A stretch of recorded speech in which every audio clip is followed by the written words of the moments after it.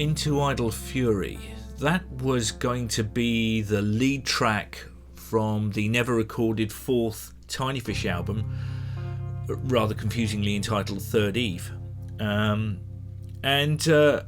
We'd released the previous Tiny Fish album, The Big Red Spark, in about 2010.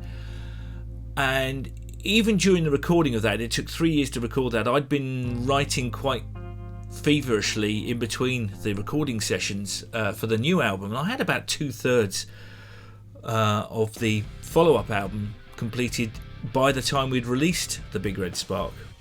And I remember not long after the release of The Big Red Spark, I'd invited our drummer, Leon Camfield, over to my studio in Streatham in southwest London to play him some of the demos.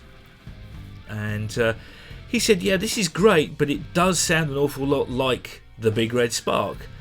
And that got me to thinking, yeah, there needs to be a sort of step forward creatively from one album to the next, a sort of narrative throughout all of the albums.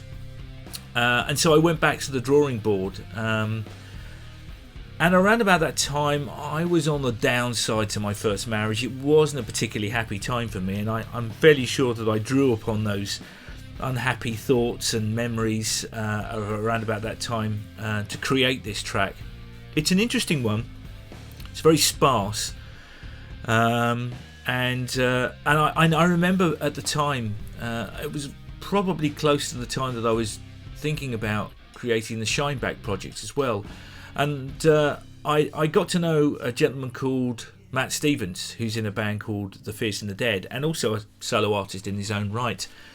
And his brand of music I just thought was incredible. It was really raw, it had a lot of edge to it.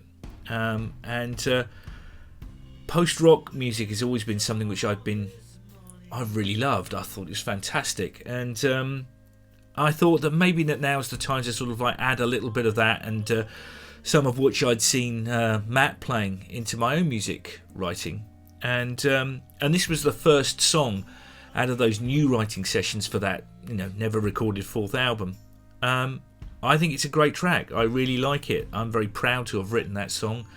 And it just felt like the right tune to lead off this Black Bag Archive series. So I hope you like it.